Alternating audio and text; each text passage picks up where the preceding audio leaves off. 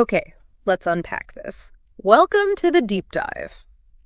Today, we're diving deep into something really transformative, moving beyond just learning English to genuinely mastering it. We're talking about transforming from what our insights call a learner into a leader in the language. It's a whole different level, really, Right. where English isn't just a skill, it becomes, well, an extension of you. Our guide for this deep dive comes from some really powerful excerpts from learner to leader, mastering advanced English. And this book offers some, frankly, incredible perspectives on what it really means to be proficient. It goes way beyond just stringing sentences together.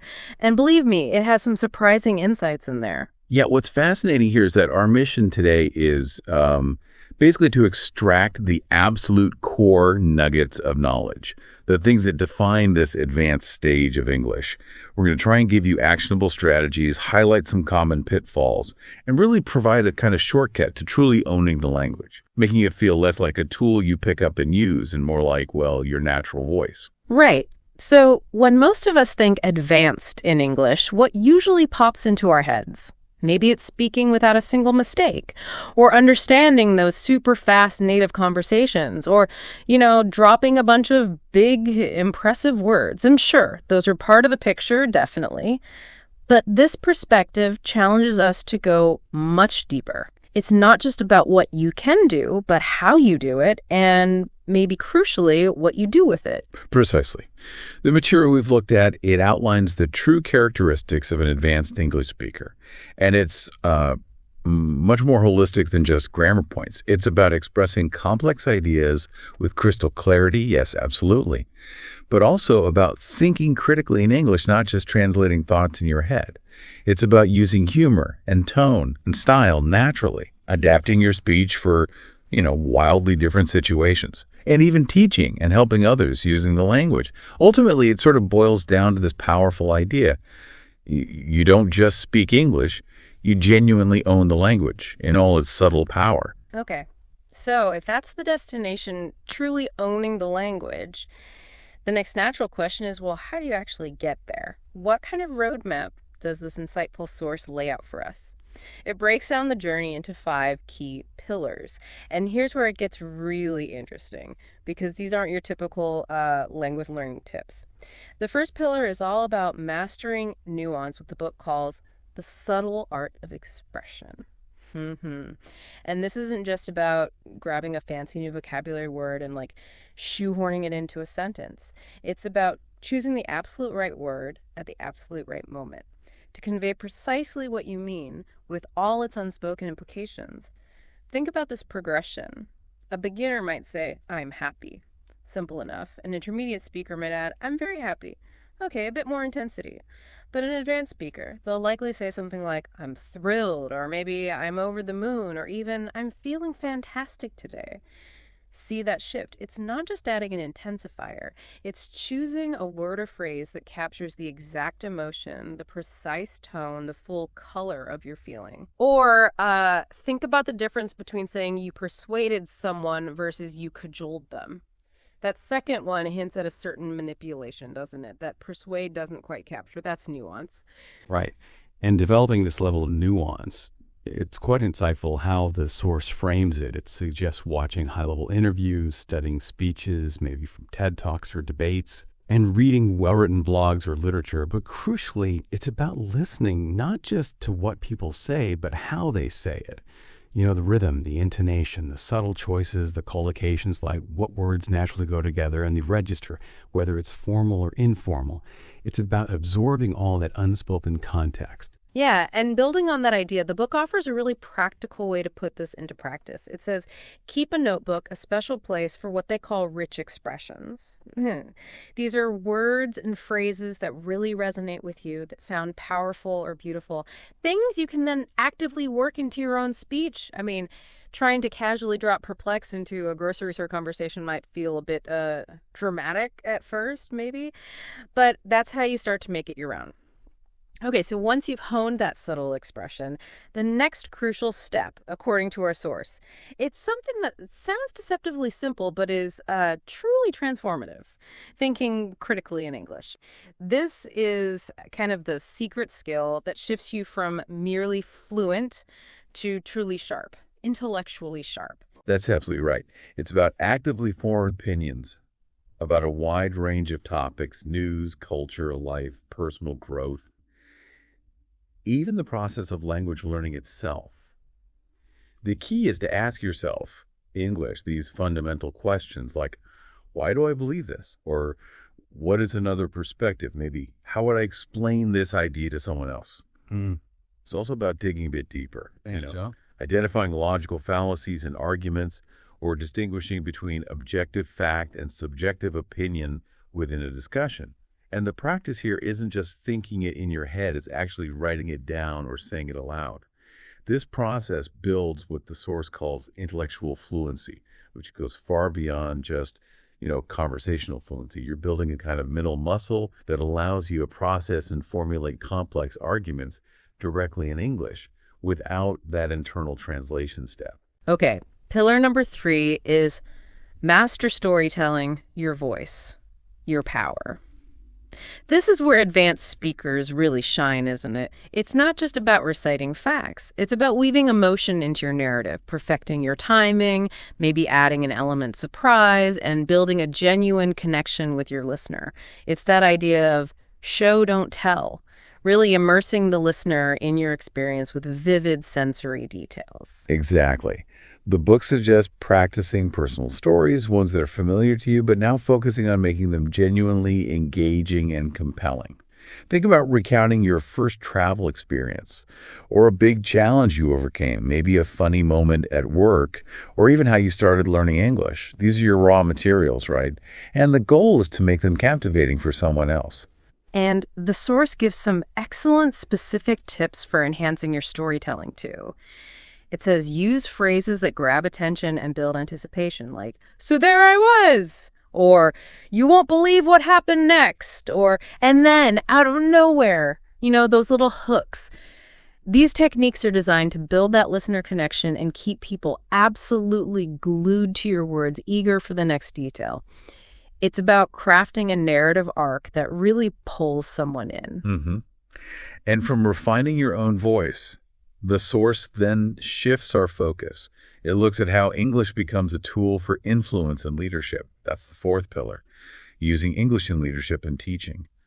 This is such a powerful concept because, as the book points out, you truly learn best by teaching.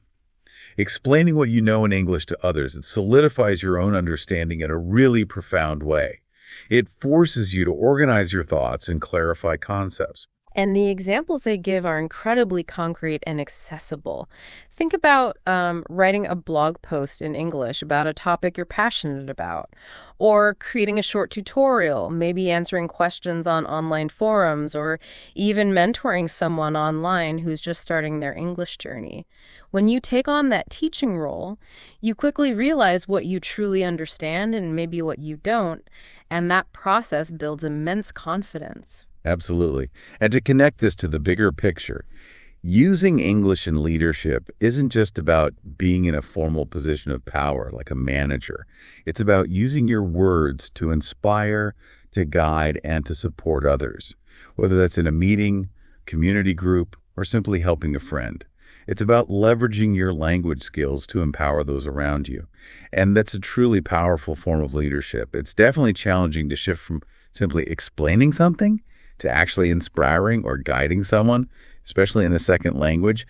But that's really the mark of mastery, isn't it? Yeah, definitely. Okay, and finally, our 5th pillar. This one is all about exploring writing with style and impact. This is where you move beyond just crafting basic functional paragraphs to producing truly powerful, even, dare I say, artful writing. Right. This means experimenting with different types of writing. Things like essays, professional emails, maybe insightful LinkedIn posts, or even more creative pieces like short stories or personal reflections. The goal is to focus not just on grammar, though that's important, but on elements like tone, rhythm, and structure in your writing. It's about making your prose resonate, making it land. And one practice the source strongly recommends is reading your writing aloud. I find this so helpful myself. When you do this, you can truly ask yourself, does this sound natural? Does it flow well? And crucially, does it make the reader feel something? The ultimate goal here isn't just to be correct. It's to make your English artful, as the source puts it, to move beyond mere communication to genuine expression. So with these 5 powerful pillars in mind, what does an advanced English speaker's daily routine actually look like? How do you maintain this level? Our source lays out a pretty concise, powerful 45 to 60-minute routine to stay sharp at this stage. It starts with about 15 minutes of high-level listening, like watching expert interviews, engaging podcasts, or documentaries that genuinely challenge you, push you a bit. Then maybe 10 minutes for active vocabulary practice, focusing on learning and actually using those nuanced words or idioms we talked about. Next, a 10 to 15-minute speaking challenge. This could be recording yourself or even performing a short story, an opinion piece, or a monologue, just getting the words out. And finally, 10 to 15 minutes for writing practice. Writing something meaningful and then taking the time to revise it for clarity and tone. Oh, and as a bonus, the book strongly suggests dedicating some time to teaching or sharing, like posting something helpful in English to a community or even just explaining a concept clearly to a friend. It's a really comprehensive approach, isn't it? Designed to keep you growing day in and day out. It really is. Yeah. But, even when you reach this advanced stage, there are common traps that even strong learners can fall into, and this insightful guide wisely warns us about them. Trap number 1 is getting lazy. That sounds familiar, right? You might find that you understand pretty much everything you hear or read, and because of that, you stop actively practicing. You sort of coast. But as the source puts it, you can't just coast. Even top athletes train daily to stay sharp, and language mastery is no different. It's a continuous journey, not really a final destination you arrive at.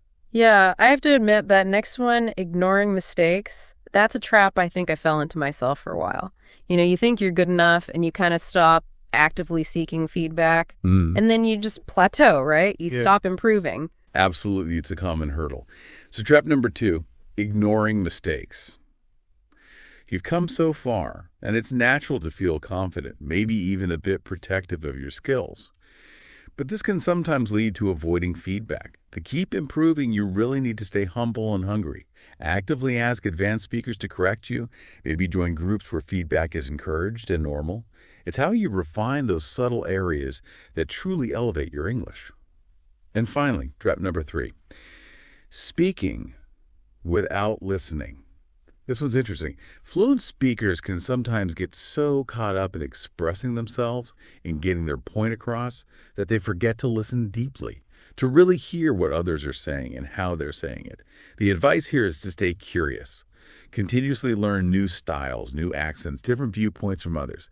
It's about constant absorption and remaining an active, engaged learner, even when you feel perfectly capable of doing all the talking. So what does this all mean for you listening right now? As we bring this deep dive to a close, the core message from our source is really powerful. It's that your English voice is your power. At this point in your journey, English isn't just a skill you've acquired, it truly becomes a part of your identity. It's a tool you can use to inspire, to lead, and to genuinely connect with people across the entire world, opening doors you might never have even imagined.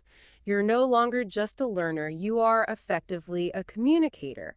You are a creator. You are a global citizen. Yeah, and if we connect this to the bigger picture, reaching this advanced stage is actually, perhaps surprisingly, not the end.